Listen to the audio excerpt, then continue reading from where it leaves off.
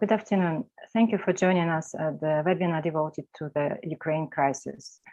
Ukraine has been a lot in the world news recently due to the threat of military invasion by Russia. But the crisis related to Russia-Ukraine relations is long-running. And there have been a lot of efforts to defuse it over the last 8 years since it started. And so far, the efforts were unsuccessful. And at this webinar, we want to analyze what were the problems with the Western response to Russian threats, to the Russian escalation, and what could have been done and what could still be done differently there. The topic is, of course, huge. We can only touch upon several aspects, but nonetheless, I think we can provide some very important insights into it. And we have a very good experts with us today who will tell about their views on the issue.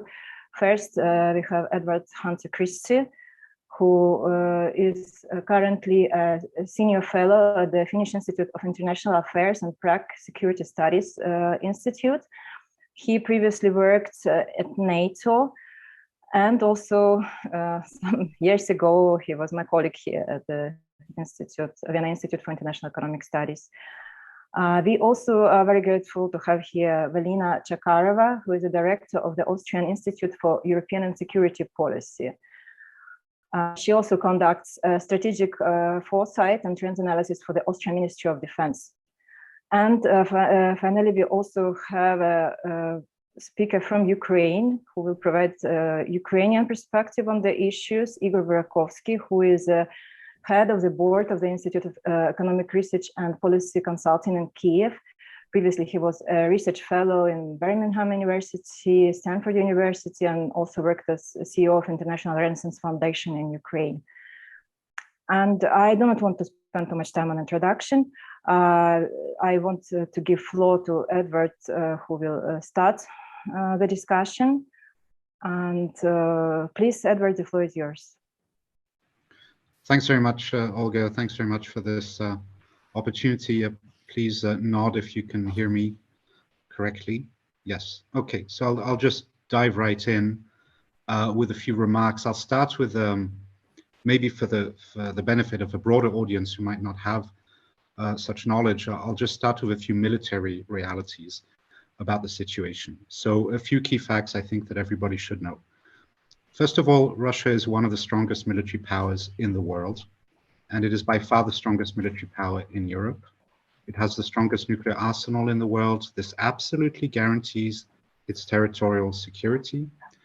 There are no possibilities for the US, the UK, France, even the three of them together, to adopt any nuclear posture that could prevent Russia from carrying out a devastating second strike if anyone were ever crazy enough to attack Russia in that way.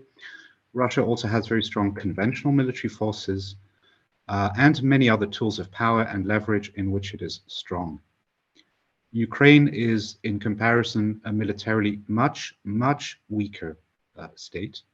It is impossible for Ukraine to threaten Russia in any significant way. NATO could threaten Russia credibly, but then NATO would be equally threatened in return. In sum, Russia has no real or legitimate security problem with anyone, and also not with China, by the way. So the foreign policy reality is that what Russia is after is not security at all. What Russia wants is power. Power or influence or control over its neighbors, over parts of Europe, maybe ideally for them all of Europe and beyond. Russia knows, and I stress knows, that it faces no threats. It would act completely differently if that were otherwise. In fact, the US, NATO, European governments go out of their way on a regular basis to reassure Russia all the time, and Russia sees this. Even NATO's deployments to certain Eastern European members of NATO are deliberately much smaller than potentially opposing Russian forces. And this is deliberate. It is to make misunderstandings impossible. Russia believes, and this is the problem, Russia believes it is normal to control other sovereign states. The West does not. Russia wants ideally a deal which would allow it to violate international law and principles. And so the West has no other choice, and had no other choice, but to reject almost all of Russia's demands of December 2021. On the Ukraine situation, the situation, I would like to say, is not a Ukraine crisis, rather it is a Russia crisis. Russia has been credibly threatening Ukraine with a war of aggression. Russia is already guilty of the crime of aggression under international law for having used force to seize Ukrainian territories, Crimea and Donbass. This is not officially laid out purely for matters of diplomatic positioning on the part of Western states, but the legal case, if it were made, would be perfectly clear. Russia is highly likely also guilty of at least one major war crime in 2014, towards the end of the Battle of Ilovaisk. These crimes, so crime of aggression and war crimes, these crimes are the most serious that exist under international law. And really, this should enable us analytically to classify the Putin regime as criminal in its foreign policy, a kind of rogue state. Threatening war is itself a tactic of coercion and an attempt to extract concessions. The other consideration is that Russia regularly uses more force than what it objectively needs for its own actual objectives against Ukraine. We've seen this many times in recent history. And so the evidence suggests that there's a kind of runaway mental process which ultimately would end up in wanting to destroy Ukrainian statehood itself. And this is one reason why the Russian invasion posture we see now is credible in the eyes of the West, and it is frightening and concerning. One point which is perhaps less well understood in certain communities is that Russia has an approach which I would refer to as entrapment, which consists in trying to control the decision-making space of its opponent so as to box it into a corner so that the opponent then has only losing options. We have seen this previously with respect to Ukraine. We're seeing it again. In terms of current Western policy, the current crisis has reminded everyone that there is no European security without the United States and without US leadership. Of course, it has also showed that there are differences in views and approaches between allies, notably between the large Western European states on the one hand versus Central and Eastern European allies, UK, US, Canada, Nordics. So while these differences remain, nevertheless, under pressure, my take is that the entire baseline shifts. So even if, for example, Germany might be always on the somewhat softer side and Poland on the somewhat stronger side, both move up to face the crisis. But there is an interesting point for political analysis, and that is the tension between unity versus effectiveness.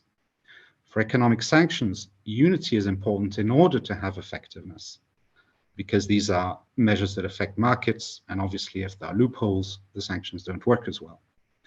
But there is a counterexample, which is the example of arms supplies that have been recently made to Ukraine. And here we had a decentralized process. In effect, we had a coalition of the willing, Baltics, Poland, UK, and a few others, the US, of course, supplying military means, whereas Germany didn't. Effectiveness, in a sense, is regained through having a mix of unity on some aspects and coalition of the willing for those who want to go further. So let's look at the overall package of signals that have been sent to Russia. One is economic sanctions. I'm not going to go into detail. I think it's quite well known what those probably would be. So blocking sanctions against Russian banks, new forms of export controls, probably sanctions against key regime figures. That's a whole other discussion. In parallel, arms supplies to Ukraine is mentioned. Also, we all witnessed a lot of public signaling, a kind of counter-propaganda effort by deliberately advertising what we think Russia might do in the worst case scenario and deliberately broadcasting that.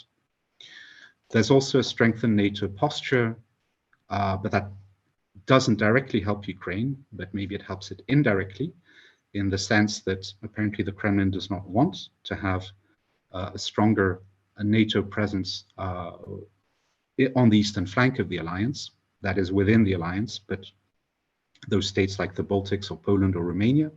So there are announcements to strengthen the posture. We also saw stronger interest on the part of Sweden and Finland regarding NATO. We've had a very strong reaffirmation of principles of international law and the various treaties that underpin the European Security Order. And we have had clear signals that there would not be a direct confrontation inside Ukraine, meaning Western troops would not move into Ukraine to face off possibly invading Russian forces. That's been signaled quite clearly. But on the other hand, it does remain unclear for the Russians how the longer game could play out. Looking at Western policy slightly more in the future, clearly if there were a major war, this would have cascading consequences, which in my view, even Western governments haven't yet computed, and I think even the Kremlin doesn't fully appreciate. It would lead to a partial rupture of relations. I strongly believe that a new policy of containment or even partial rollback against Russia would emerge. Even if some Western European governments would be reluctant, the peer pressure among Western states would be immense. And in my view, I believe that in that case, a policy of strategic economic decoupling should be pursued. So one recommendation for that scenario would be to introduce an import tax on Russian energy and raw materials and have that tax increase every year until the dependence on Russia ends. That would mean that Russia would be forced to redirect its entire export business towards other destinations.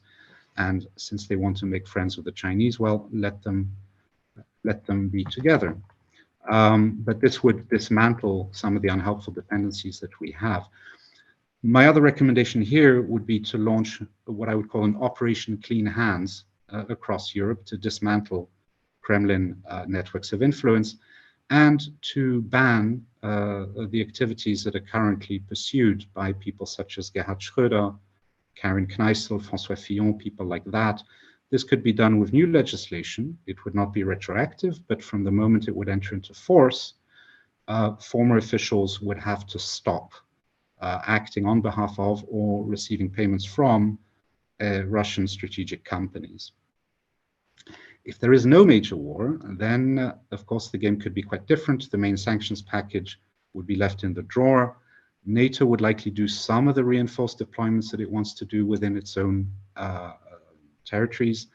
There would be a temptation to continue with a lot of the existing engagements. But I also think, nevertheless, there would be a bitter aftertaste and a lot of renewed suspicion about Russia in all Western capitals.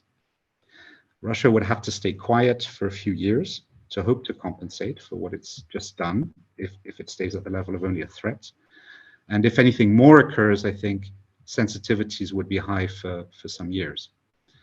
In that scenario, my recommendation would be that in any case, Russia is henceforth put on a trajectory of separation. In other words, we would initiate a sort of separation and evolve towards something a bit more like a Cold War containment model, which I think would be considerably more secure. And to move slowly away from economic and energy dependence and some of the measures I mentioned before, but maybe in a slightly softer scenario. For Ukraine, the best case scenario in my view, and I really hope this is attempted, would be to try to evolve towards something like a South Korea model.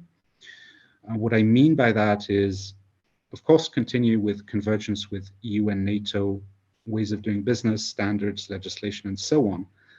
But in order to really help Ukraine develop, I think we need a bespoke model of economic development based on a stronger focus on technology transfer, investment, supply chain integration, and also generous terms for access to Western markets for Ukrainian goods and services.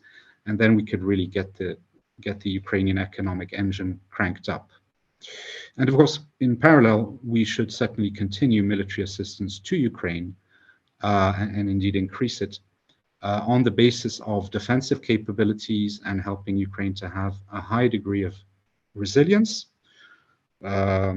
across all the areas that potentially could be targeted by a hostile Russia.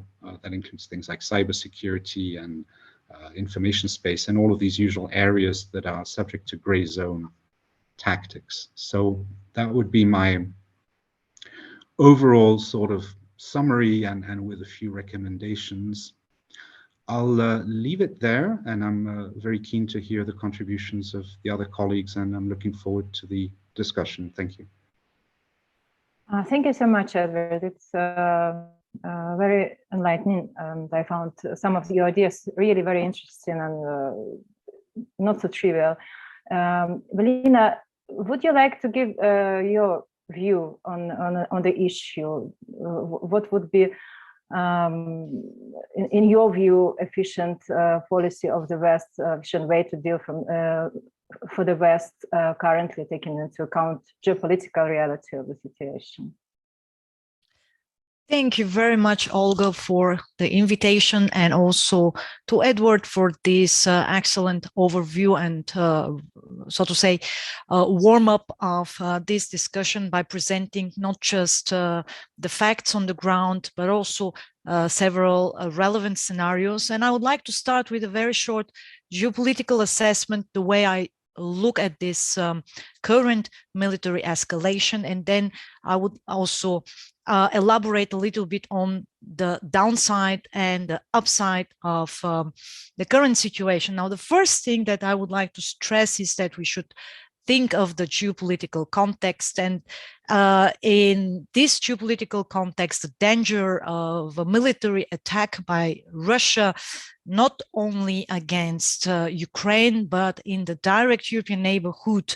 And I say the European neighborhood because we also have a direct neighborhood to the south, but these 6 countries in Eastern Europe are the only direct European neighbors of the European Union. So this kind of danger of a military attack has been in fact permanent since 2014. In a sense, as my colleague already stressed, it's not about the Ukraine crisis. That's very important to understand, because narrative is also related to the psychology of warfare.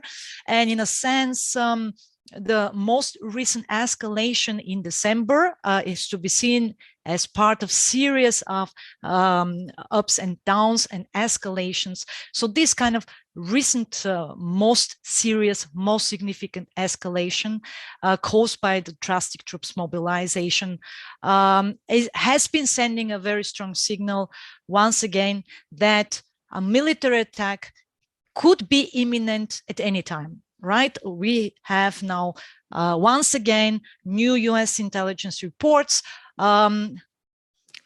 elaborating on a possible day of attack meant for February 16. So this is another, so to say, date in series of anticipated possible attacks. So you see that psychologically we have been in this kind of preparation or anticipation for a military attack since December. Now, what in my view is actually has been Russia's plan in this current military escalation?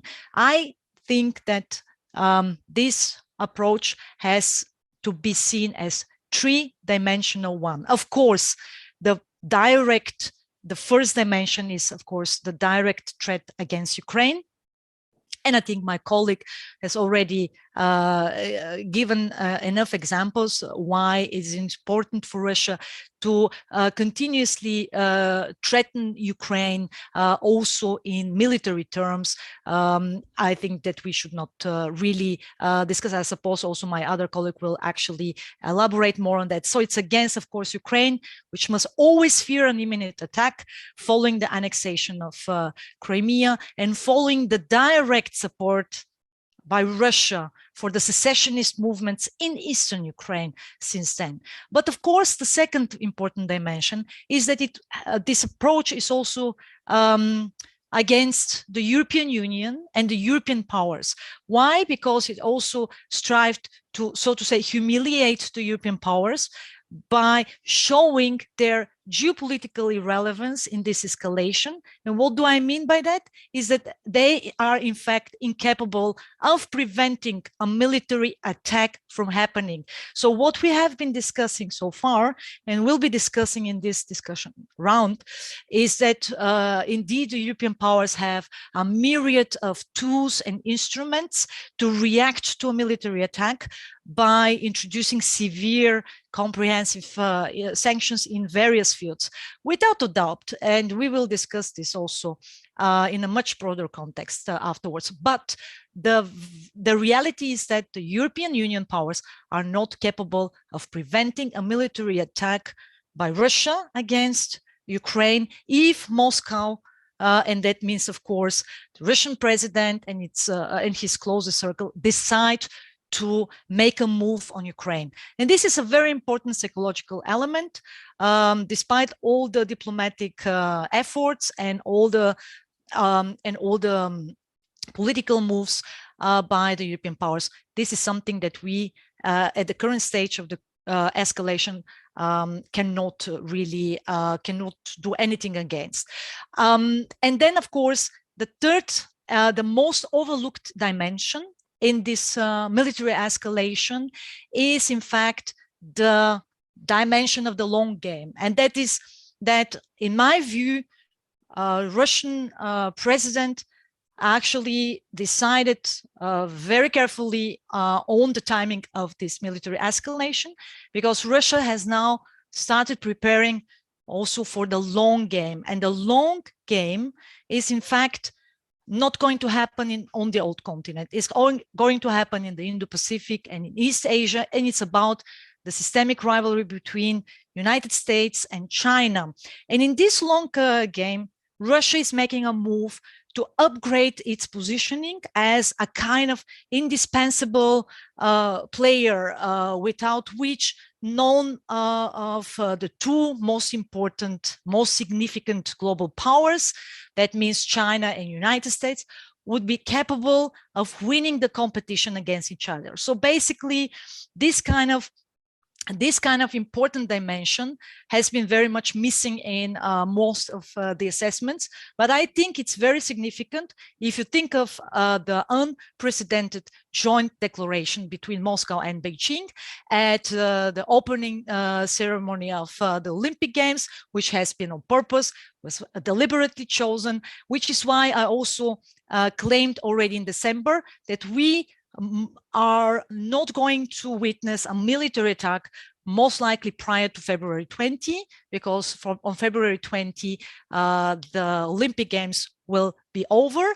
And in a sense, of course, this is a twofold approach. On the one side, against the United States. And if you think about it, how Moscow has been engaging diplomatically in this military escalation, it was all about the United States. So basically, it was not about the European powers, it was not about the European Union, it was not even so much about NATO, but it was first and foremost about Washington, Washington's reaction. And in a sense, what I'm trying to say is that these are basically the conditions of Putin, the conditions of Russia for the long game.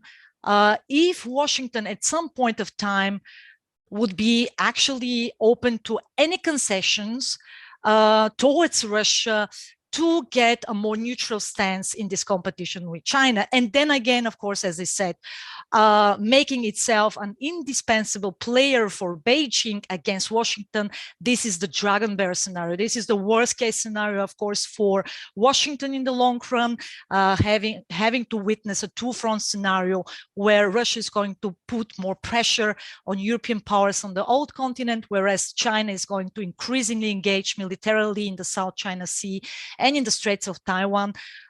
This, of course, is meant for a scenario in the next 10 to 20 years. So what does this mean, of course, now for the European powers? And I said I want to focus on downside and also upside. Now, on the upside, a lot has been achieved, and this needs to be stressed when it comes to the European Union's approach and also the approach of the European powers to Ukraine.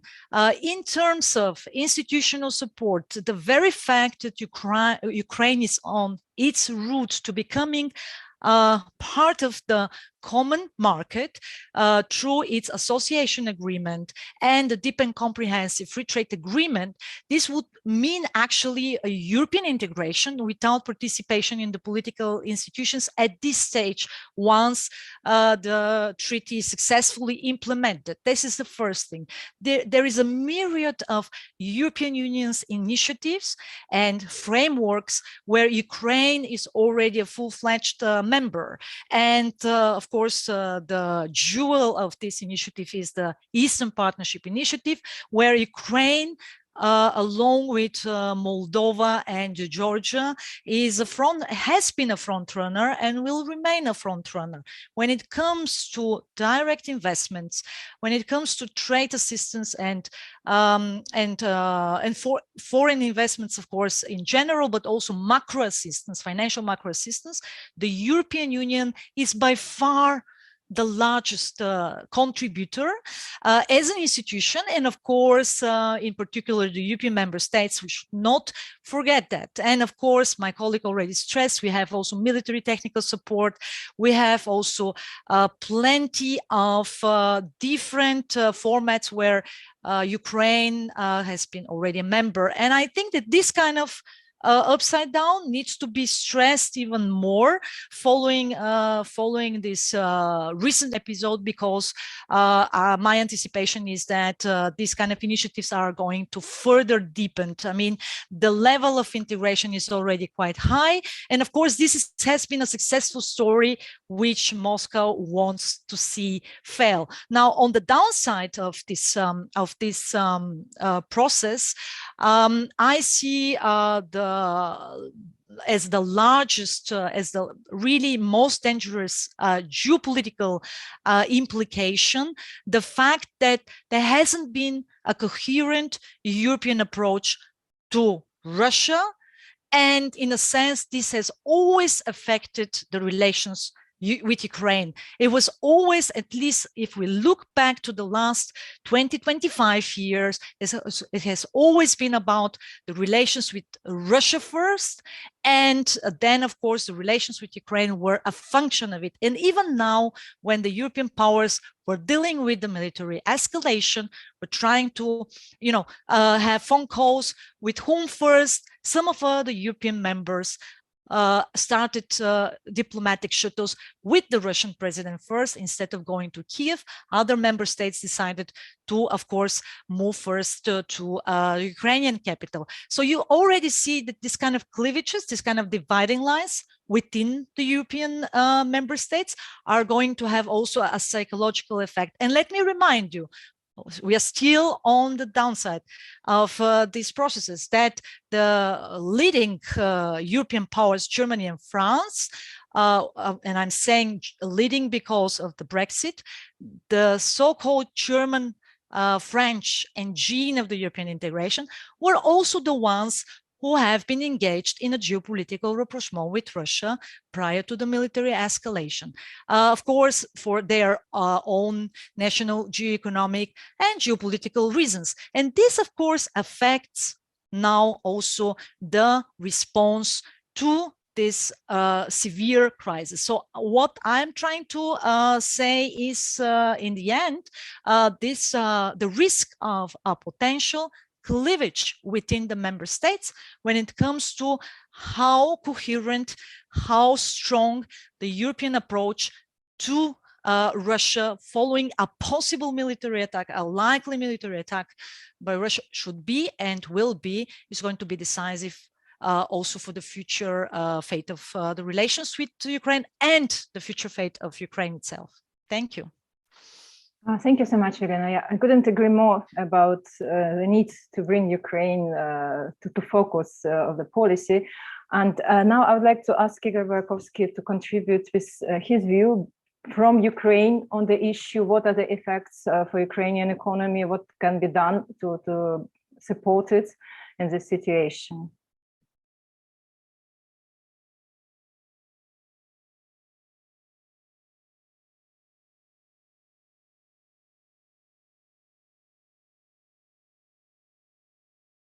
I'm sorry, you're on mute. Sorry. Okay, fine. Do you hear me right now? Yes, Okay. I can hear you. Yeah, okay, sorry. Well, first of all, thank you very much for the invitation, and well, definitely, well, for me, it was very interesting, well, to hear a kind of, well, multi-political, multi-dimensional political analysis of what's going on around Ukraine, first of all. And well, frankly speaking, actually, well, today in my talk, I would be a bit biased. First of all, I would like to start from the sanctions, because, well, the sanctions policy, well, from my point of view, is an extremely interesting and very, you know, well, unusual case right now. Because, well, definitely, if you are trying to choose between the war and the economic sanctions, definitely economic sanctions are much more preferable from different points of view. So actually, I would like to split my short presentation, better say, well, some comments, well, into two blocks. Well, the first block would be about sanctions. And the other one, actually, well, I would like, well, to talk about, well, the general economic situation in the country with the special reference to the sanctions and with the special, actually, to what's going on around Ukraine. So what I would like to say, and it seems to me that it's very important that, first of all, when we are talking about the sanctions, so well, from my point of view, we need to discriminate between three sanctions regimes. One is post factum sanctions, and sanctions to punish actually the country, Russia in this particular case, for misbehavior, and this is violation of international laws. So right now, well, there is approximately, well, 500 Russian companies and about 300 and even more individuals under different types of sanctions. And at the same time, we need, well, to say that it's not only about Ukrainian case. It's also, well, Magnitsky case. It's also actually, well, Skripal case. It's also the intervention of Russia into political processes in the States of America and some other countries. Actually, right now, Russia is under, well, in a quite significant, let's put it in such a way, area of the sanctions. Point number one, or number two, what we are talking right now actually is about the sanctions to punish the country in case of resorting to certain actions. And right now, actually, when we are talking about, well, current, well, military brinkmanship, so to say, well, definitely, well, this is a kind of major argument in negotiations with Russia. If you're going actually, well, to start military intervention, whatever it may be, I'm not a political and military expert, so that's why I'm maybe using some terms not a very proper, inappropriate meaning, but well, nevertheless. So sanctions in Russia in case of large state military aggression. And well, this is currently under discussion. There is a lot of actual, well, leakages, but at the same time, well, definitely, well, we cannot discuss all this, you know, well, bulk of proposals because it's a very specific topic, and I would like, well, to come to the regime number 3, preventive sanctions. Well, frankly speaking, actually, I'm a bit surprised that prevention sanctions, which traditionally imposed to prevent certain actions, wrongdoings, well, are not a part of current political discussion. And of course, actually, there is a number of sayings that, look, if Russia would cross certain red lines, etc., etc., etc., it would be severely economically punished. Well, that's okay. But again, well, from my point of view, under current circumstances, maybe preventive sanctions also will are to be discussed. And of course, some of them could be applied.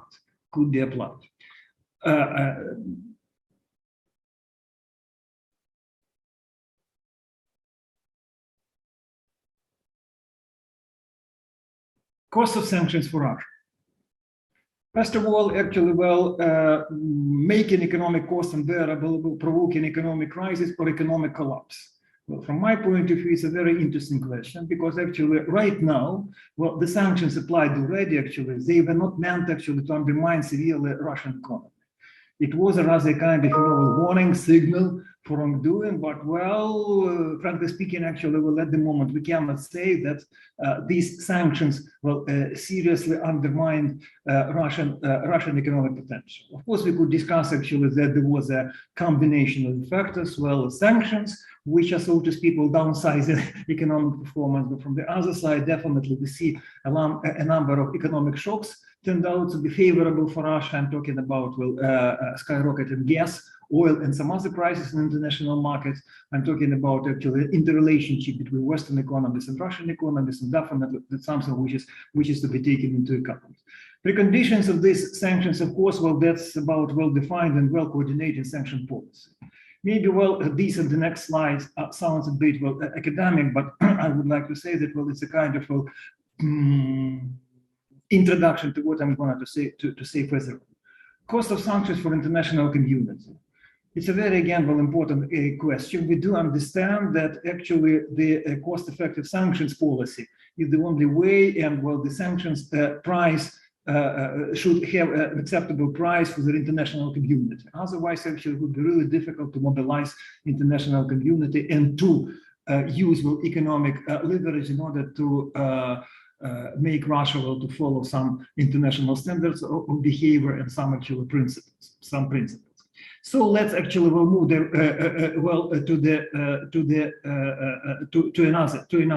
another thing. Right now, actually, we already discussed the situation about politics. What should be if Russia continues? What should be if Russia actually would de-escalate somehow? If Russia actually would prefer to have the 7 point of, so to speak, escalation at the moment, and this situation could last for a long period of time. So in this particular case, actually, I think that, there is a number of questions which have to be addressed quite seriously. If sanctions fail for some reasons, what to do further on? Because again, actually, we do understand that the sanctions would be extremely detrimental to Russian economy. But again, there is a lot of actual if, and these ifs are to be taken into account. So unfortunately, there is a certain prospect for failing, that the sanctions could fail, and then actually do we have a plan B? Another point, if sanction works, what to do with the sanction package? So the sanction work, Russia decided to retreat. Well, there is a de-escalation on Ukrainian borders. Actually, the security and military security situation is more or less actually acceptable for all the participants of international community. What we are going to do with the sanctions package? Are we going to dismiss it?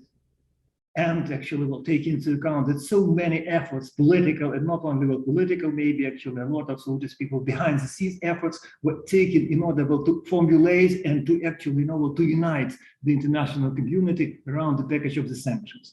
Or actually it should be, keeping, the gunpowder dry strategy. So it means that actually what we agreed, I'm sorry, not we, but you actually agreed in terms of sanctions, could be used, could be employed, next day if something happens, for example, in coming 3 weeks, 5 weeks, or even actually after official, so to say, de-escalation of the situation. The other question is also, if sanctions were partial, so there would be a partial de-escalation. So there is a question actually, should we start using a part of this particular package of sanctions in order actually to achieve the full de-escalation, or actually okay, so de-escalation took place. Of course, definitely ideal de-escalation is practically impossible when we're talking about Russian policy, military and political policy, so to say. So what to do? And of course, actually, if sanctions work perfectly this time, what to do in case of endure escalation? Applying previously agreed sanctions, designing new sanctions package, other responses, or maybe some other scenarios. These scenarios may sound a bit academic, but from my point of view, this is actually the nature of the complexity of current hybrid war. And of course, actually, again, when we are talking about the choosing between a full-scale military conflict and economic sanctions. So economic sanctions today should play much more, I would like to say actually, more important role than maybe, in some cases, actually, the military measures or some other measures. Again, actually, there is a number of questions actually, but what I would like actually to say in order to finalize my first presentation. When we are talking about actually sanctions, let's not forget about 3 interrelated political groups. One which is widely discussed today, preventing Russia's large-scale aggression or de-escalation. But still, actually, there is another goal which shouldn't be forgotten. That's Russian withdrawal from eastern Ukraine and the occupation of Crimea. Again, actually, well, my colleagues will have already said a lot about, well, this, so to speak, political issues. But again, actually, as a Ukrainian and as a guy who would like actually, well, to get everything and actually immediately in one moment, actually, why not think about using of a part of already agreed sanctions package in order actually to exercise more economic pressure upon Russia, in order actually, well, having in mind, well, meeting, well, Russia withdrawal from eastern Ukraine and the occupation of Crimea. Maybe, well, it sounds a bit crazy taking into account that practically all the world is on the verge of a very, I would like to say, big and dangerous military conflict. But well, in case of thinking strategically, well, this perspective should be taken quite seriously.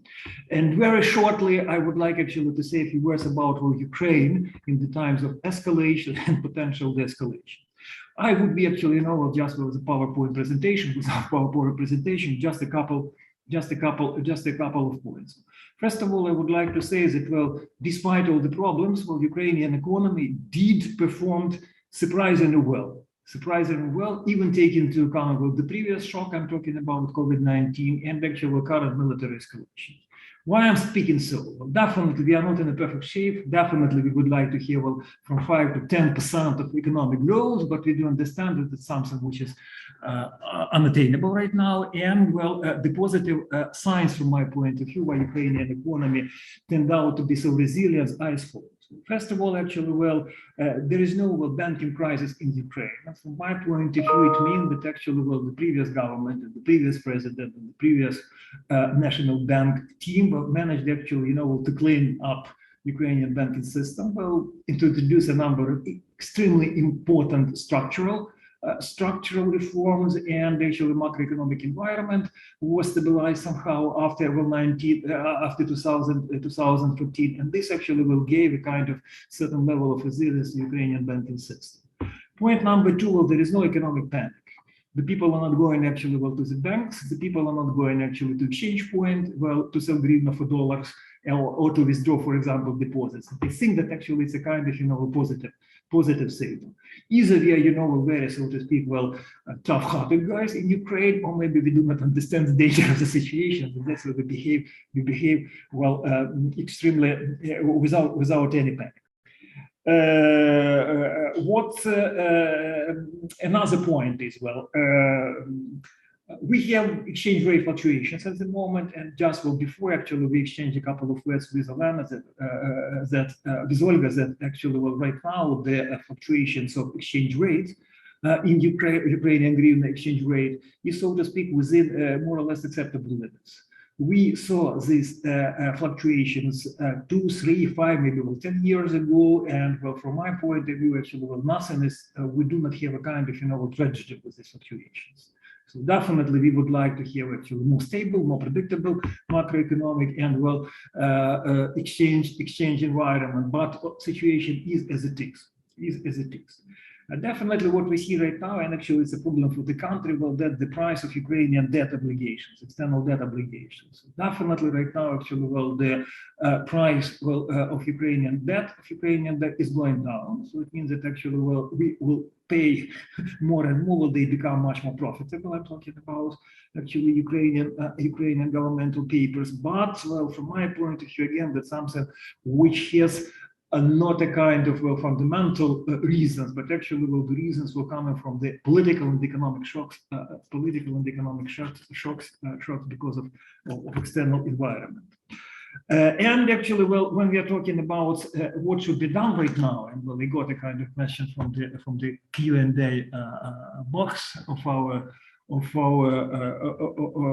our Zoom program. I would like to say actually, well, the following. So, well, definitely, well, right now, well, Ukraine, and well, traditionally from time to time, Ukraine has to take a kind of a very fundamental challenge. From my point of view, actually, well, the fundamental political and economic challenge is how to transform Russia's threats, whatever it may mean, political, economic, ideological, etc., into stimuli for the further economic reforms, for the further economic and political reforms. I think that actually, well, the resilience of the country should be increased not only in cooperation with international community. That's something which provides us with a kind of, external, so to say, well, a more or less positive environment. But of course, definitely, well, we have to move further on with the reforms. And actually, it's another push, it's another challenge, and definitely these reforms, actually, Ukraine should demonstrate not only well the wish to be well developed country, etc., but simply actually in order to back our military potential with the adequate economic potential.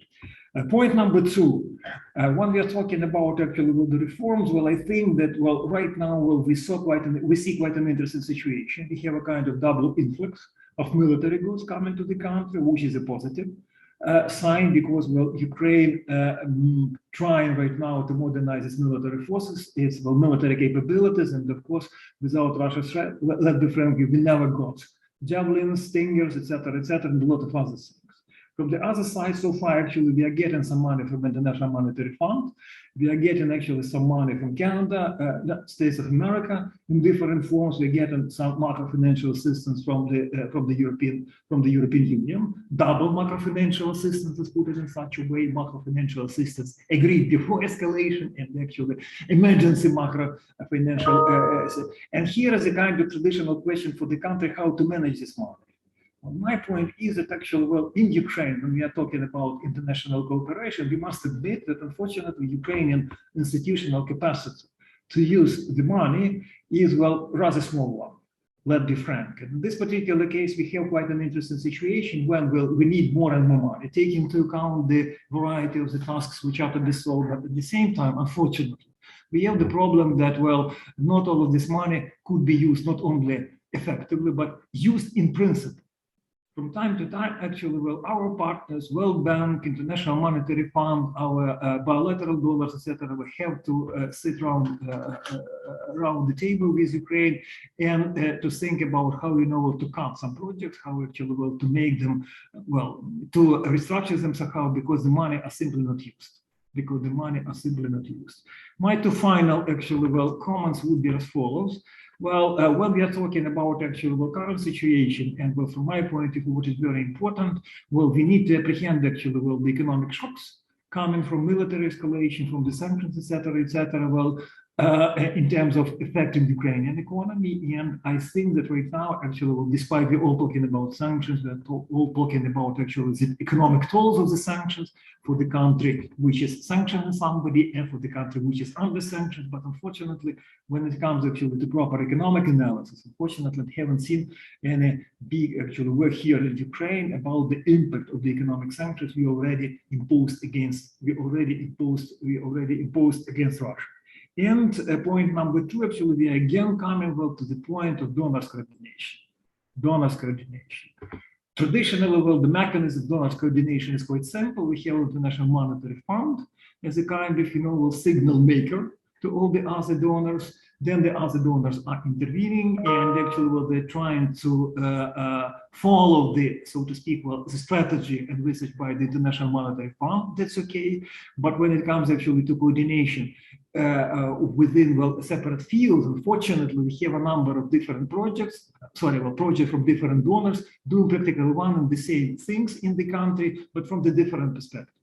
I think that actually, this is not only the question of cooperation between Ukraine and donors, but unfortunately, so I would like to be as frank as possible, that and diplomatic as frank as possible. Sometimes, actually, the cooperation between different donors coming from different countries, lacks some improvement. Thank you very much, and I would like actually to show you the most important slide. Thanks for attention. Our contacts are there. And I'm waiting for the questions and very fruitful and interesting discussion. Thank you very much. Thank you so much for this Ukrainian perspective on the impact of sanctions. It's been several aspects which haven't been tackled upon by the previous speakers. And before we move on to the questions, I'd like to ask just a general question. It seems like that there is no real willingness of the EU as a whole, like the United Front, to really pursue a policy which would be efficient in deterrent of Russia. And Nord Stream 2, for example, is one of the examples which shows that. Is it possible to really differentiate between political relations, diplomatic relations, and economic cooperations with Russia? Can it be done in a way which would not undermine their messages in terms of military behavior of Russia? And another question which bothers me, what if the military invasion doesn't really take place, but in threat of it continues? There are also cyber warfare being. Would it mean for the West that their efforts to de-escalate the conflict were successful enough, and there is no need to really be harsher in their relations with Russia? But what would it imply for Ukraine in this case? Because my feeling is that the Ukrainian economy would actually be in the long run very much hurt by this hybrid warfare situation, which negatively affects the investor sentiment, and investment is critically needed for Ukrainian economy in order to have like meaningful growth rates sufficient, which is required to have catching up with the Western European countries. So maybe you have any views which you would like to share? It's a question to me, right? No, it's a question to everyone. Yes, I don't know whether anyone wants to jump in. Well, Olga, if I may kick it off, but I'm sure all three of us will have something to say. It depends how familiar your audience is with how states actually behave, but I was a public official for 6 years, so I saw it live, so it became more real than just being in an institute and wondering how states think. I guess the shorthand is an expression that I heard at NATO meetings a lot, which is costs fall where they fall. It's a very odd expression, but it's basically a way of explaining, even when states are collaborating on something, if there is no mechanism to redistribute costs, then wherever the cost occurs, that the country that is there pays for it, and nobody does anything. So I'm using this sort of saying, this sort of expression, to illustrate the point that, in effect, what you were describing before, Russia threatens Ukraine, it generates costs for Ukraine, but of course there is no compensation mechanism in place. The costs fall on Ukraine. So then the question could be, should Europeans, out of solidarity, punish Russia now because Russia's threats have cost Ukraine, have caused damage to Ukraine? And the ideal answer, of course, should be yes, but that's not how European states negotiate with each other to impose sanctions. And this also relates to the point made by Igor earlier. Why is it that we don't have preemptive sanctions? Now, I'm also completely in favor of preemptive sanctions. The problem is, once you get all the European states around the table and you tell them, oh, there might be this horrible invasion coming, we're going to have to do something. The sequence that occurred in the last 3 months, quite similar to what happened in 2014. The first thing people do is they say there's no military solution because they're much too afraid of hitting Russia militarily. Okay, so what do we do next? All right, economic sanctions. Okay, let's do economic sanctions, but then let's only do them if we really have to. So only if Russia really does something horrible, then we will do sanctions. We're not going to do them before, because what if they don't attack? Then we lose money for nothing. So why should we do that? And then, of course, you have to build consensus. And once you have to build consensus, then each member state is like, no, I want to carve out, or no, I don't want the sanctions too strong, and so on. So there's a lot of forces at play in the process, and they're quite inherent to how states work and also inherent to how they reach consensus in places like the EU, that tend to push the equilibrium down towards sanctions being relatively weak, rather reactive more than preemptive. And of course, all of these are weaknesses from a strategic perspective. If you really want to deter Russia, of course, a completely different approach would be taken.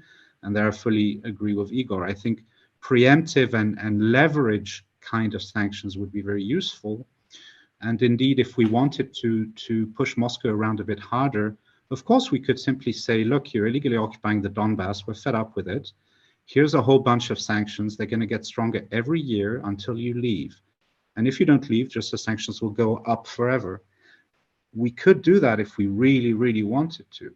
There's nothing impossible about that. But the will may be lacking, unfortunately. But I think that it would be a superior policy, because the risk we have now is that, if you like, Russia commits violation after violation, and they only get a certain degree of punishment. And now we're even in a more difficult situation, because now the Russian government probably has a relatively detailed picture of what is in the sanctions package that has been prepared, because they have their ways of finding out. And so they know how much it would cost them, or at least they think they know. And so I'm not sure what we have done. They have threatened Ukraine. They've made Ukraine lose money, and they've forced us to reveal our next move, what our next move would be. Now, there are arguments on the other side to say we, the West, we should be very predictable, we should be lawful, we should be, etc., because we're defending a certain order. But in game theoretic terms, the way, generally speaking, that Western nations and Europeans in particular handle sanctions is not especially effective. And as for shutting down Nord Stream, yes, that would be a great idea, but unfortunately, Germany lobbied like crazy to prevent attacks, I mean, to prevent sanctions on Nord Stream 2. The US Senate wanted to sanction it. Trump didn't do it. Biden didn't do it. I have personal experience of myself being lobbied by German diplomats who were protecting Nord Stream 2. So you know, the German Foreign Ministry did lobbying. They were behaving like commercial lobbyists. So one needs to be aware of those realities. So it is a difficult game, but my sense is usually Europe moves forward only through crises. And when things get tense, then there's more peer pressure, and then it's possible to imagine stronger solutions. So I'll leave it there. Thank you. Well, we can only hope for silver lining in this situation. Velina, would you like to add something, please? Yes, unfortunately, when it comes to geopolitics from the last 20 years, I don't have really good news for you. First, if you look back to the European security strategy from 2003, we wanted to establish a neighborhood based on stability, security, and prosperity, a ring of friends to the east and to the south. Now, look at this ring of friends, which is now turning into a ring of fire. The whole Eastern European neighborhood is not just witnessing frozen conflicts, but most of these frozen conflicts became hotspots. And not, I mean, Ukraine is of course at the top of the iceberg. But if you look at this iceberg, it has been getting serious and more serious, year after year. So if we look in a time frame of 20 years from now, I fear that it's going to be even more serious than now. Why? Because of geopolitics. I mean, my colleague gave some examples, and there is no coherence in the geopolitical choices and approaches by the European powers, and we should be very, very clear about it. I mean, on the one side, the geoeconomic side, right? The European Union has been and is, without a doubt, a very significant geoeconomic power in the world, and has done really excellent work in Ukraine and in the other Eastern Partnership countries and in the Eastern European neighborhood altogether. And then, given that the European Union and the European powers have invested so much, billions after billions, year after year, it would be the most logical thing to think how to secure these investments, not just to deepen the investments, but obviously to secure these investments. And this is not something that we are doing. On the opposite, the geoeconomic choices, the geopolitical choices of the leading European powers are detrimental. As I said, they still think that they will get along with Russia. In the long run, they don't see China as a significant security threat. Then again, of course, Central Eastern European member states are still perceiving Russia as a significant security threat and will always look up to the United States as the sole security guarantor of their territorial integrity. And then again, given the fact that at some point we need to deal with the question of potential and quite realistic American retreat from the old continent, because the United States is going to increasingly focus on the Indo-Pacific and the East Asian terrain because of the rising China's power, we will be left on our own. So given these realities, given the fact that the European powers have been free riding on American hard power for the last 30 years, given the fact that we are still looking for all options to avoid any use of hard power when it comes to our own geopolitical interests in the direct neighborhood, and I don't see a significant shift, I don't expect that any single European member state will actually get military involved to protect Ukraine in a case of military attack by Russia. And that says a lot. There will be a lot of support, of course.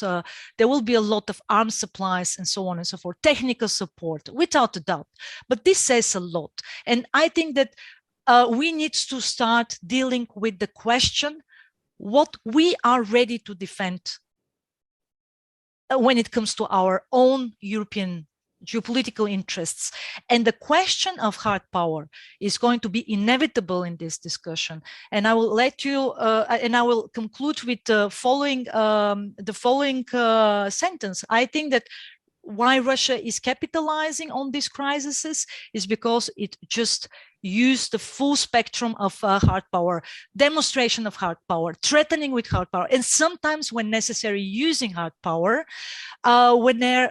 whereas Moscow expects, and rightly so, that the European powers will prefer any other scenario than avoiding, just to avoid the use of hard power when it comes to protecting our own interests. Thank you so much. It's quite sobering, I must say. So it seems like Ukraine is more or less on their own to defend themselves.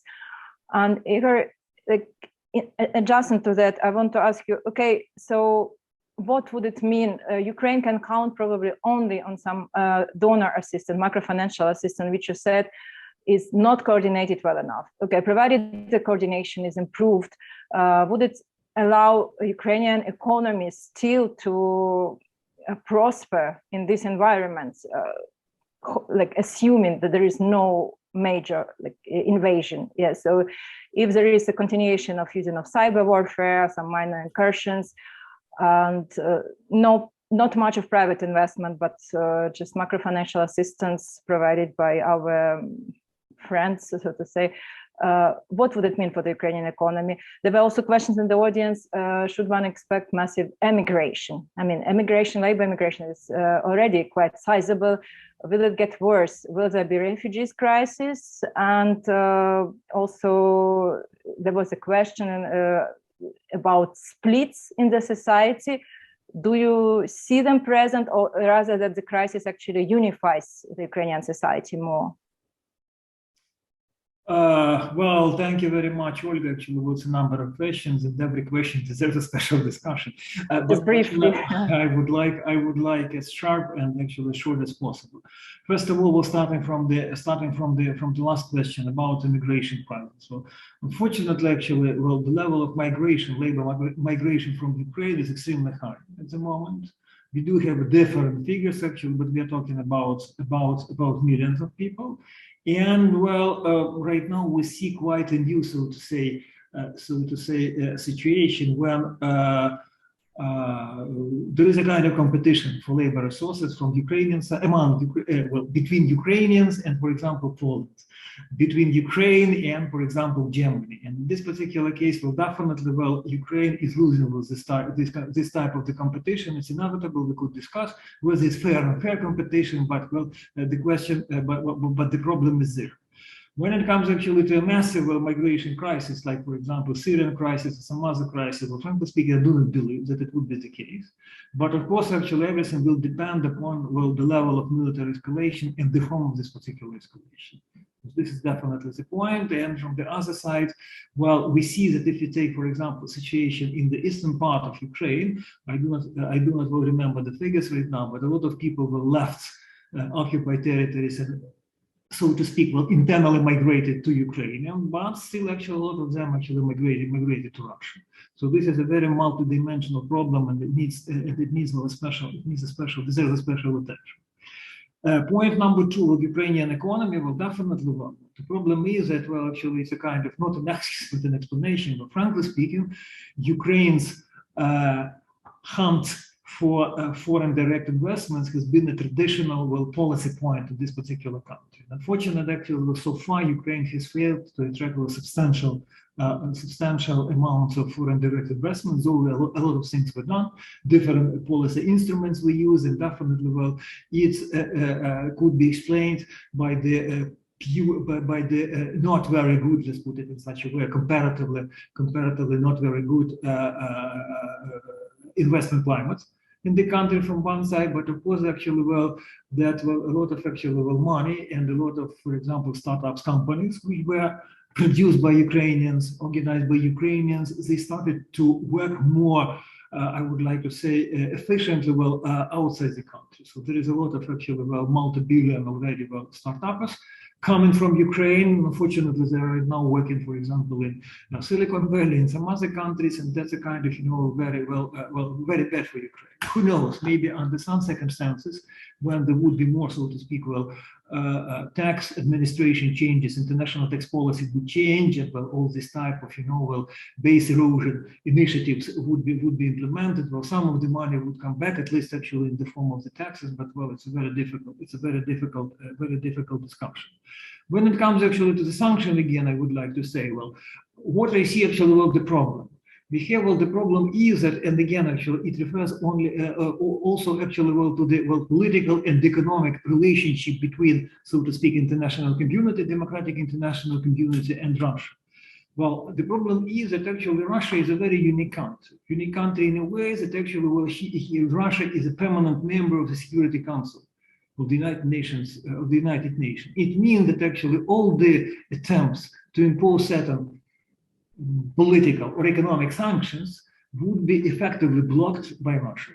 So in this particular case, well, international community cannot resort to the potential Security Council in order to impose, so to speak, well, global sanctions supported by the Security Council, and the sanctions which are, so to speak, produced and imposed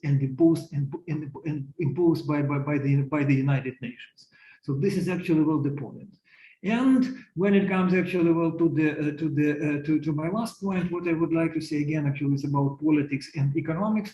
Well, I think that, well, right now maybe we'll take into account that the situation is changing quite quickly. Actually, well, we need to understand actually what is the level of economic interrelationship due to the globalized world, due to all this, well, digitalization and some other actually technologies. What I mean that if actually, well, we would like to use sanctions as much as possible in order not to resort to military measures, actually we need to think about compensations. I think that, of course, actually, it's really difficult, to give everybody, so look, your company suffered because of sanctions. Here is 1 million. Your company didn't suffer, so nothing would be given to you in terms of support. But again, well, it's a kind of a naive Ukrainian question, maybe because actually I'm not a young man and very naive and romantic and very academic one. But if you would like, well, to have and take into account, well, all this interrelationship within the world, we need to think about new type of global social responsibility. When we are talking about social responsibility of the businesses, big and small, we are talking about just recovery, we are talking about green transition, we are talking about a lot of things actually that falls under the title of social responsibility. Who knows? Maybe, well, this current crisis shows that one more element of social responsibility could be added or should be added. Well, this is actually, well, global social responsibility to take the burdens of the economic sanctions in order to preserve the security, in order to preserve the peace, and actually in order to preserve this, beneficiary, satisfactory political environment for doing business internationally. Thank you so much. I'd like to move to some questions from the audience. There is one broad question, which is quite important, I think. It sounds that if most of the panelists see no other scenario that the EU, European powers should aim at, apart from Cold War, or with full isolation of Russia. Is that what we should aim at? Is this not also playing into Putin's and in the wider geopolitical setting, Xi Jinping's hands? Would you like to address that? I'd like to go first, if I may, because that's a very important question. But the question embeds a deep error in reasoning. I'm sorry to the questioner, but it's really, really important to get this. And just for the audience's awareness, it is especially typical in German-speaking environments. Maybe the questioner isn't a German speaker, but it's very, very common in Germany and Austria, somewhat in France, a couple of other countries, to have this reasoning that somehow our actions as Europeans are the ones that are going to determine the Russia-China relationship. But I mean, that's not true. Those are very large, powerful states, and they do what they want to do. And the problem with the argument of saying, well, if we're too tough on Russia, we're pushing them into the arms of the Chinese. The trouble with that argument is that it is incredibly convenient for the Kremlin, because it means that they can get away with more crimes and with creating more problems, and somehow this puts us on the defensive and we feel like punishing them less. So in a sense, if you use that kind of logic, you're the one who's playing into Putin's hands. We have a European security order that we have to protect. Russia is violating it. We have to protect ourselves. We have to contain Russia one way or another. That's the key. If Russia chooses to get closer to China, and by the way, that's already happening. It's already happening on the military level. They even do military exercises together. They're getting closer and closer. And this notion that somehow we can charm Russia back away from China is delusional, and it weakens our resolve. We have to protect what we have. We have to protect our values. We have to protect our economic interests, of course, but first and foremost, our values and the European security order that we have. And so I would be very, very suspicious of that type of reasoning. I fundamentally believe it doesn't work. Thank you. Thank you so much, Edward. Velina, would you like to add something, please? Yes, first, it's very important for the audience, not only our audience, but for the European audience in general, to understand that the peace order, this security architecture, the way we've known it for the last 30 years, it's over, it's coming to an end. We are entering a transitional period in the international relations, in the global affairs, a bifurcation phase where we are already in the middle of a systemic competition encompassing all relevant socioeconomic networks. This is a competition between the United States and China. And of course, the European Union and the European powers have been oscillating. They have been following a kind of approach of equidistance. That means balancing between China and the United States, even though the United States is a strategic partner. But then again, as I said at the beginning, China is not perceived as a security threat to Europe at the moment. So we are in a situation where this equidistance has, of course, tactical gains for European powers to engage geoeconomically with China. We are talking about 700 billion of euro of trade volume with China, whereas the trade volume with Russia is around 240 billion. So in a sense, of course, the scale is significant, and the European Union, thanks to this trade, is on par with the United States and China when it comes to the geoeconomic cloud.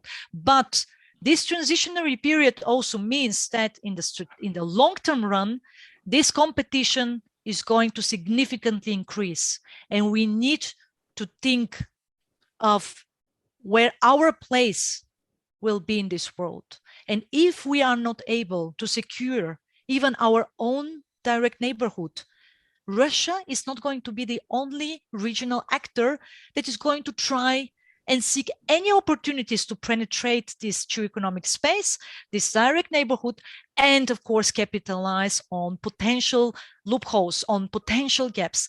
There's going to be Turkey's more assertive role. Other regional actors are going to also try and capitalize on that. So what I was saying is that without hard power, without a military footprint, a geoeconomic cloud is going to shrink, further shrink in the next probably several decades. And what actually European citizens do not understand is that welfare, the welfare systems, the way we've witnessed them being built over 70 years, not only during the Cold War, of course, Cold War on the western side of Europe, and then following the last 30 years of a peaceful existence here on the old continent, they're not going to be sustainable anymore, because the share of the European Union powers in the global GDP is going to shrink. So what I'm trying to say is that the moment is right now to think of who our allies are, for whom it is worth to fight for. And even though that probably right now most of the decision makers think, okay, we have tactical gains by oscillating, by navigating, by trying to avoid further escalations, the escalations are about to happen. And this is what I was trying to imply with the ring of fire. The ring of fire is already here. Russia is going to become more and more assertive. My colleague already implied the Dragon Bear has been in the making since 2014. We have witnessed the manifestation of China-Russia systemic coordination, not an alliance, not an intent, not a marriage of convenience, but a modus vivendi of systemic coordination in all relevant strategic domains, from military, defense, energy, trade, agriculture, commodities, space exploration, technological, of course, the fourth technological revolution, and so on and so forth. And this is going to have long-term implications, once again, on our decisions how to shape global affairs. And the question that appears is, are we going to be a relevant geopolitical actor at all, with a decisive role to play in the newly shaped global affairs? And I don't have a very optimistic answer for you. So that's why this military escalation, the timing, the framework, it has been very carefully chosen. This is the time frame for Putin to actually upgrade the position of Russia, but also to put a maximum pressure on the European powers, because there is a political vacuum in Europe right now due to the election cycles, due to the weakened German-French engine of the European integration, and so on and so forth. So this was the perfect timing. This was not a coincidental timing for the Russian president to put to put this pressure on the European powers and to reveal, so to say, because this is also part of the problem. He wants us to believe that we are weak and we are separated and divided, and there's not going to be any significant response by us. But this was also part of the portfolio, why he wanted to show how geopolitically irrelevant we are. So we can draw conclusions, and we can actually build on these conclusions, and we should start now. We are not in the luxury position of waiting for another 20 years of period to take decisions when it comes to our strategic domains. Thank you so much, Velina. So yeah, it seems like this Russia-Ukraine crisis is just the tip of the iceberg of geopolitical weakness of the EU, and we are standing on the crossroads. And Igor, would you like to add something, please? I would like maybe actually not to add to this discussion. Well, I looked through the number of questions posed already by the audience, and I would like actually to pick up some of them.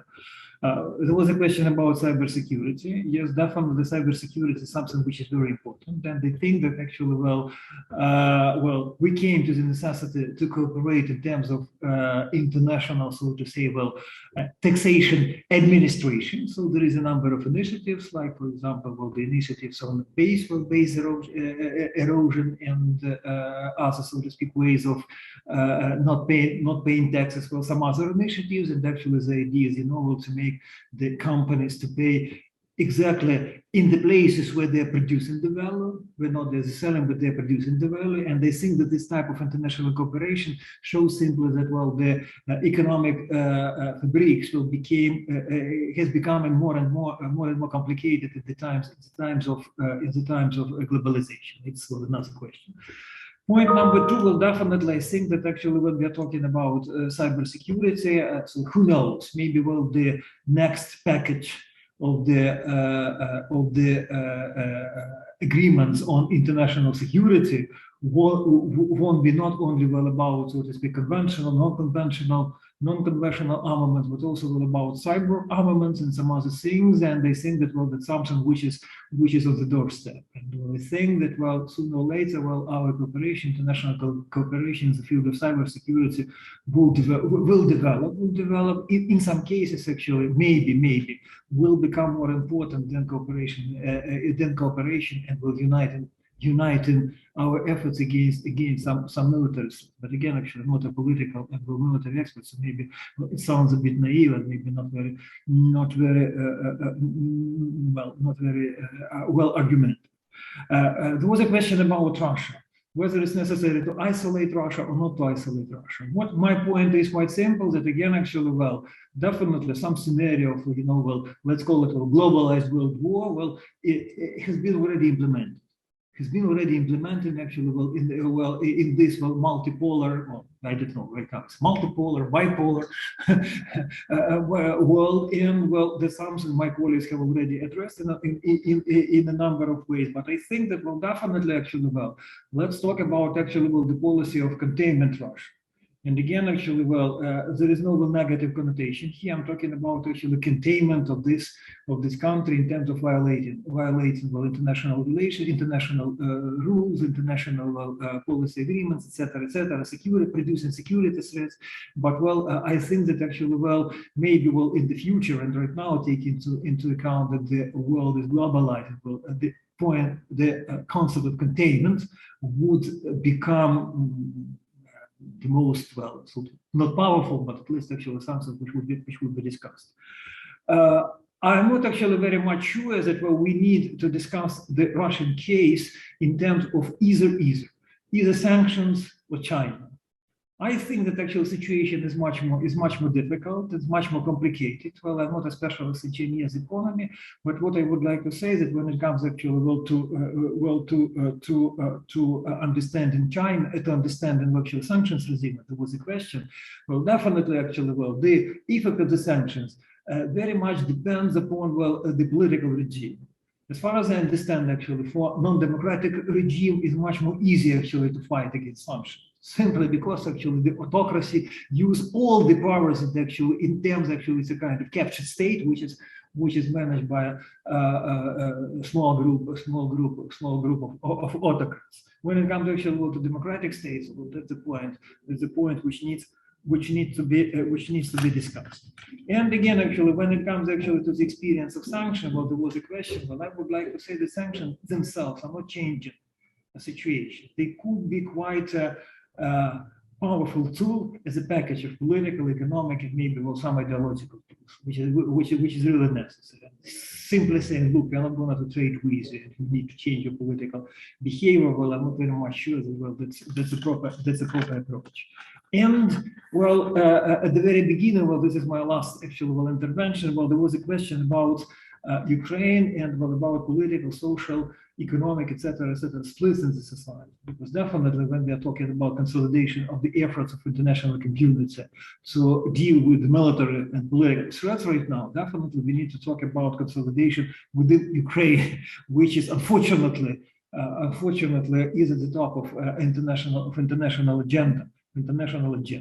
If you look at the results of the public opinion polls, actually, the majority of Ukrainians are for the European Union and joining European Union.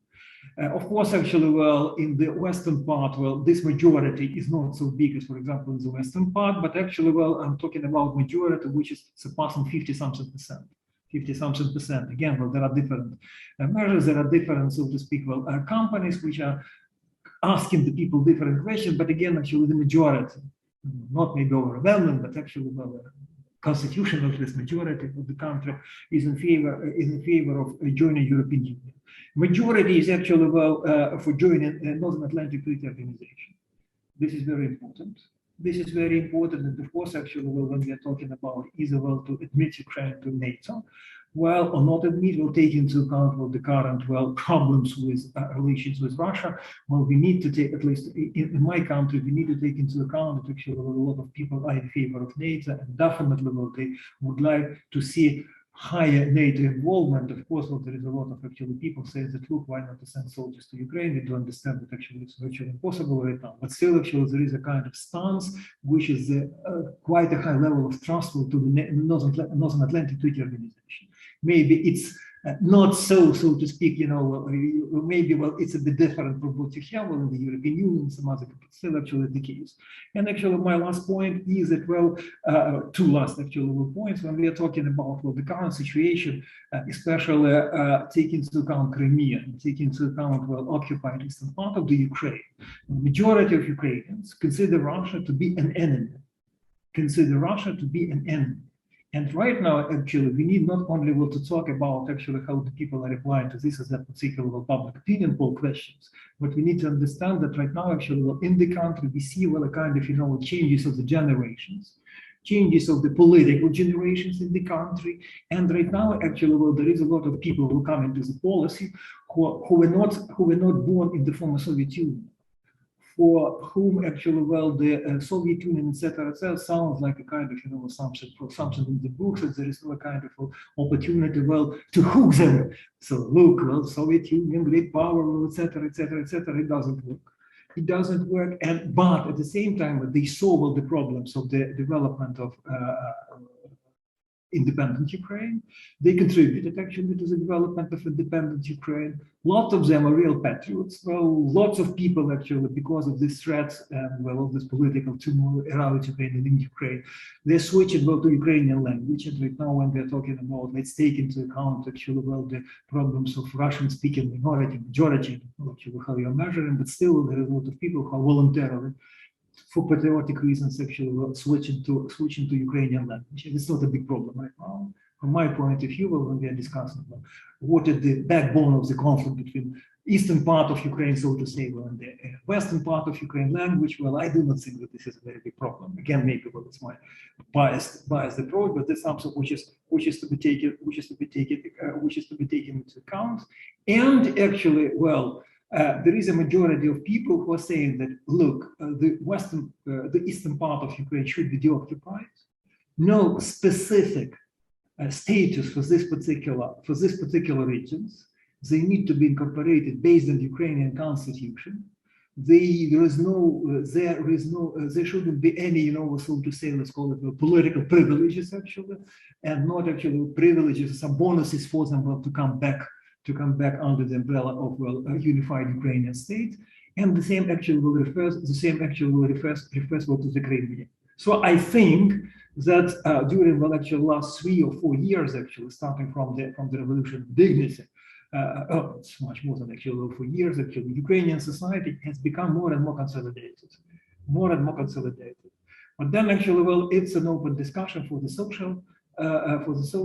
sociologists, for psychologists, for social anthropologists. Actually, what is going on inside society, different strata of Ukrainian population, and some other things. And that's all. Thank you. Thank you so much. And it's very important to really understand what's going on in Ukraine, and you can provide first-hand evidence.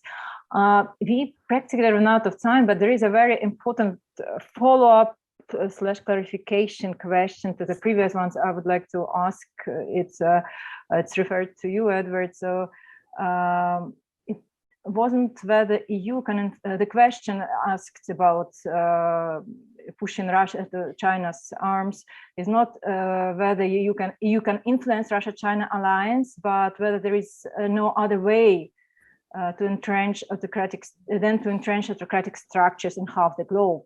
Just to go back to living in a Cold War world, giving up on the population living in this autocratic parts of the world, be it Russia, China, Turkey, or increasingly India.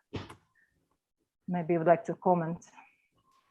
Okay, yeah, all right. So that is quite a different question, and it is a good one, and I have a lot of sympathy for the sentiment. Of course, in the West, we do also believe in democracy promotion, and we still do some, and we used to do a lot more of it, and maybe not always very well, but I think in many cases with good intentions. That said, of course, if history is any guide, it's not easy to do, and unfortunately, some autocratic systems are very good at shutting down their countries for extended periods. Just consider the history of the Soviet Union. They managed to have a very closed system for 70 years, and it was extremely difficult to influence its internal developments. Trying to help China become more democratic or Russia become more democratic, it's incredibly difficult. I'm actually quite skeptical that there's much we can do. I appreciate all the civil society efforts and all the people who try to cross over. Those sorts of activities should continue, obviously, but a modern, well-equipped dictatorship can really be closed down and closed off for an extended period. And the worst of it is, of course, that Russia is very large and has a lot of resources, and it is the kind of country that can shut itself off to some degree for extended periods without collapsing. Maybe it collapses in a long time, or it has to reopen after a long time. But again, remember, the Soviet Union lasted 70 years. And if you look at communist China, I mean, they're still run by the same power structure, by the Chinese Communist Party. Of course, they were intelligent enough to open up their economy, but politically, it's still a one-party dictatorship, effectively, a bureaucratic authoritarianism, whatever you want to call it. It didn't work. All of this notion of what's it called, of transformation through engagement, all these various ideas that social democrats had in countries like Germany and Austria, they do not work. China did not become a liberal democracy. Russia deliberately moved away from that, and it is now a kind of a Chekist dictatorship. China is more authoritarian than it was 15 years ago. So all this trade, all these exchanges, it didn't quite work, and we don't have that much agency here. So at the level of civil society, various programs sponsored by our foreign ministries to try to have cultural exchanges, to try to promote good practices, to promote human rights. Of course, we should continue. We shouldn't give up. But I'm not very optimistic. Thank you. Thank you so much, Edward. Sadly, there is not much ground to be optimistic at the moment. Velina, I see that you are typing an answer. Maybe you want to address the question verbally before we close about the Putin actually achieving already quite a bit by indirectly having Nord Stream 2 being accepted in case of retreats, and millions made due to the massive oil prices increase. Maybe we just want to briefly address it. Well, this is once again a perfect example how unwise geopolitically we are. Instead of diversifying our energy portfolio in general, and I do not mean that we should cut all supplies from Russia, but other actually relevant regional powers have very diversified energy portfolios. Take Turkey, for example. Turkey is getting supplies from Russia via the Turk Stream. However, Turkey has also significant supplies from other powers. And why did the Ukrainian president name the Nord Stream 2.0 geopolitical weapon?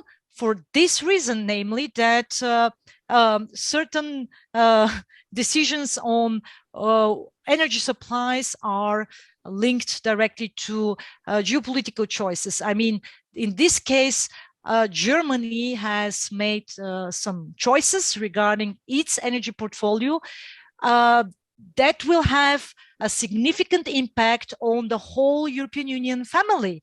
And that means because of the fact that Germany exited nuclear energy and is exiting the coal energy, it would be more dependent on natural gas for obvious reasons. So that also would mean that diversifying towards other external suppliers in the short term is in fact impossible. And this is where these geopolitical weapons come from. Because, of course, the energy crisis in Europe has not been directly linked solely to Russia using its supplies to Europe, mostly, of course, the gas supplies, by not adding additional gas supplies. This was one layer of the crisis, but in fact, even if we decide to diversify now in 2022, it will take years to actually create the necessary infrastructure to do so. And we have been pointing to this for years. There hasn't been even a significant Nord Stream 2.0 discussion in most of the European capitals. And now we are already living with the consequences.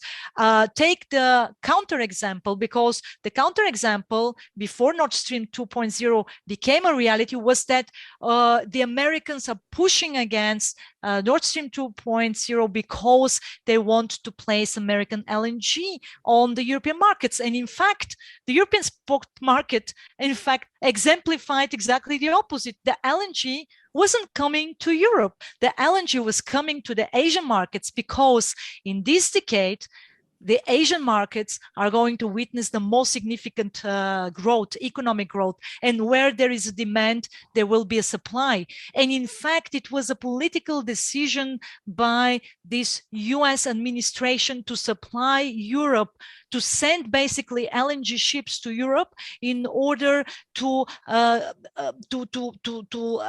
lessen a little bit the pressure on the European gas market. So what I'm trying to say is that unwise geopolitical decisions have long-term implications, and Nord Stream is a perfect example for that. Instead of actually diversifying, instead of looking for other potential suppliers, and we have them not only in the LNG market but also in the other portfolio. And what we are going to witness next is the discussion within member states as to whether nuclear energy is going to be part of our transitioning towards